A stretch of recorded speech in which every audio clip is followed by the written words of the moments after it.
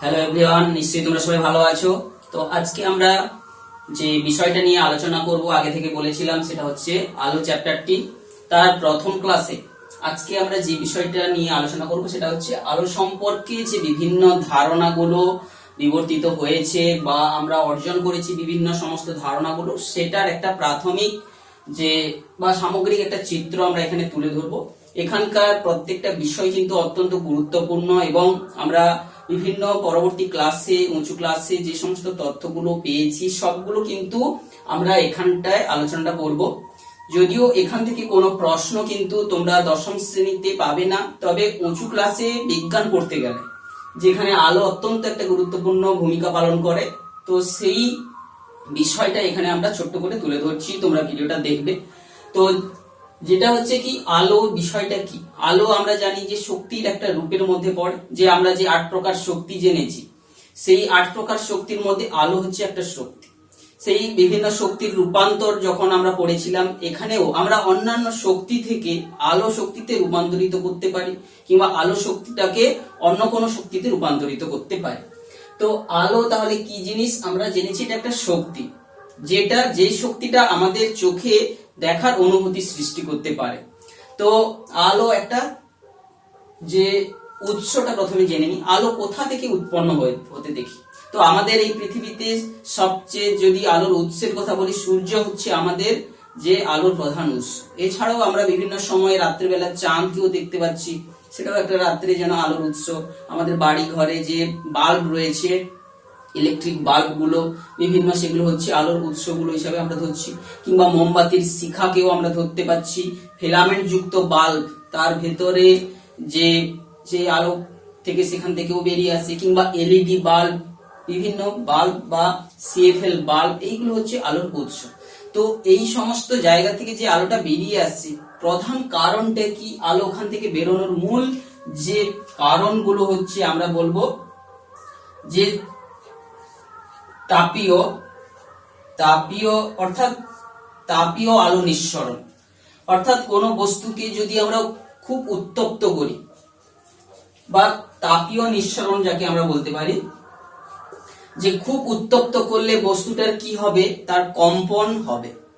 সে বস্তুটার কম্পন হওয়া মানে কি? তার পরমাণুগুলোর কম্পন। তো একটা পরমাণুগুলো আমরা ধরেছি যে বাইরের দিকে ইলেকট্রন যে অঞ্চল রয়েছে, ইলেকট্রন গুলো কিন্তু একটা ক্লাউডের মতো কিন্তু বেষ্টন করেছে। তো একটা পরমাণুর সামগ্রিক কম্পন হওয়া মানে কি?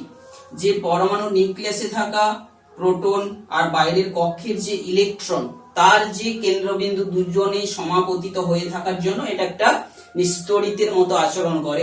কিন্তু যখন পরমাণু কম্পিত হবে, তার অর্থাৎ নেগেটিভ আধানগুলোর যদি সেন্টার আর পজিটিভ আধানের সেন্টারের মধ্যে একটা ডিফারেন্স তৈরি হবে, সেই ডিফারেন্সটাকে আমরা জানি যে দ্বিমেরু, তড়িৎ দ্বিমেরুর সৃষ্টি হবে। এখন পরমাণুটার কম্পন হওয়া বা অণুটার কম্পন হওয়া মানে অণুগুলোর মধ্যেও যখন একটা পরমাণু অনেকগুলো পরমাণু নিয়ে তৈরি হচ্ছে, তাদের মধ্যে যে একটা ডাইপোল মোমেন্ট, অর্থাৎ তড়িৎ দ্বিমেরুর যেটা ধরো আছে, তাদের ওভারঅল একটা দ্বিমেরু কোনো দিকে রয়েছে, সেই দ্বিমেরুটার কম্পন হচ্ছে। এখন তড়িৎ দ্বিমেরুকে সাধারণত মাইনাস থেকে প্লাস আধানের দিক বরাবর আমরা সিম্বলিক্যালি ধরে থাকি। তো এই তড়িৎ দ্বিমেরুর কম্পনের দরুন কিন্তু তড়িৎ চুম্বকীয় তরঙ্গ বিকিরিত হয়, এবং সেই তড়িৎ চুম্বকীয় তরঙ্গ আমাদের তার কম্পাঙ্ক বা তার তরঙ্গদৈর্ঘ্য যা দিয়ে প্রকাশ করি না কেন, যেটা আমাদের চোখে দেখার অনুভূতি সৃষ্টি করে, সাধারণত 380 ন্যানোমিটার থেকে প্রায় আমরা ধরতে পারি 380 থেকে প্রায় 750 ন্যানোমিটারের মধ্যে আমরা হচ্ছে যে তরঙ্গদৈর্ঘ্য বিশিষ্ট আলোগুলোকেই আমরা দেখতে পারি, সেগুলো আমাদের চোখে অনুভূতি সৃষ্টি করে। অর্থাৎ প্রধান হচ্ছে তাপীয় নিঃসরণ, অর্থাৎ তাপে কোনো বস্তুর যখন কম্পন হবে, সেই কম্পনের দরুনই একটা ডাইপোল মোমেন্টের পরিবর্তন হবে। সেই ডাইপোল মোমেন্টের পরিবর্তন দরুন কিন্তু এই তরঙ্গ চারিদিকে ছাড়তে থাকে। তড়িৎ চুম্বকীয় তরঙ্গ বা ইলেকট্রোম্যাগনেটিক ওয়েভ যাকে আমরা বলি, সে নির্গত করে। এটা হচ্ছে আলো নির্গত হওয়ার একটা যে মূল বৈশিষ্ট্য বা মূল কারণ। দ্বিতীয় আর একটা কারণ, এইভাবে যখন কম্পনের দরুন কোন একটা পরমাণু এমন শক্তি অর্জন করলো, কোন পরমাণুর বাইরের কক্ষে থাকা ইলেকট্রন গুলো, সে যখন অর্থাৎ শক্তি স্তর পরিবর্তন করবে, কোনো একটা পরমাণু নিউক্লিয়াস, সেখান থেকে তার বিভিন্ন কক্ষপথ রয়েছে, বিভিন্ন কক্ষপথে তারা ইলেকট্রনগুলো তার আবর্তন করে আমরা জেনেছি। কোনো কারণে ইলেকট্রনগুলো শক্তি পেয়ে যদি নিচু শক্তি স্তর থেকে উঁচুতে শক্তি স্তরে চলে যায়, যেখানে তার থাকার অস্থায়ী একটা পরমাণু অস্থির, সেখান থেকে পুনরায় সে স্থির হওয়ার জন্য আবার যখন ব্যাক করবে, এই যে দুটো শক্তি স্তরের পার্থক্য একটা যে ফোটন কণার শক্তি নিয়ে কিন্তু সে নির্গত করবে। তো এইভাবে আলো কিন্তু দুভাবে কিন্তু আমরা নির্গত হতে দেখি। এখন আমরা আলোর যে সমস্ত উৎসগুলোর কথা বললাম, তো যেখানে কোনো জিনিস উত্তপ্ত অবস্থা হয়ে কম্পিত হতে শুরু করে, কম্পিত হতে অর্থাৎ সেখানে ডাইপোল মোমেন্ট, যাকে আমরা পি দিয়ে ডিনোট করি, পি সমান একটা কিউ এবং মধ্যবর্তী দূরত্ব দুজনের গুণফলের সমান থেকে আমরা যে কোনো একটা আধানের মান এবং তাদের মধ্যবর্তী দূরত্ব দিয়ে কিন্তু ডাইপোল মোমেন্টকে প্রকাশ করা হয়।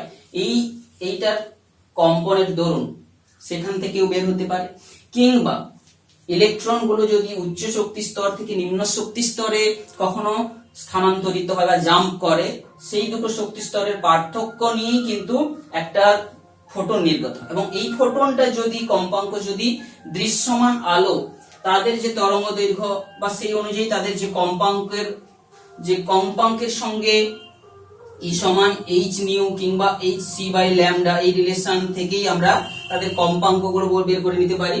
তো এইভাবে কিন্তু সেই কম্পাঙ্কটা যদি আমাদের চোখে দেখার অনুভূতি সৃষ্টি করতে পারে, সেটা দৃশ্যমান আলো আমরা তার উৎস হিসেবে ব্যবহার করতে পারি। এখন আমরা টাংস্টেন বাল্বের কথা, যেটা মানে ফিলামেন্ট যুক্ত বাল্বের কথা যেটা বললাম, সেই টাংস্টেন পরমাণুর যে পারমাণবিক ক্রমাঙ্কটা এমন যে আমরা টাংস্টেন পরমাণুর পারমাণবিক ক্রমাঙ্ক যেটা আমরা জেনেছিলাম 74 সম্ভবত 74, সেখান থেকে আমরা বলতে পারি এর যে পরমাণুটার একটা বিশেষত্ব কি হচ্ছে, এর পারমাণবিক ক্রমাঙ্ক যেমন উচ্চ, সেই সঙ্গে সঙ্গে এর যে গলনাঙ্ক প্রায় 3400 ডিগ্রি সেন্টিগ্রেড।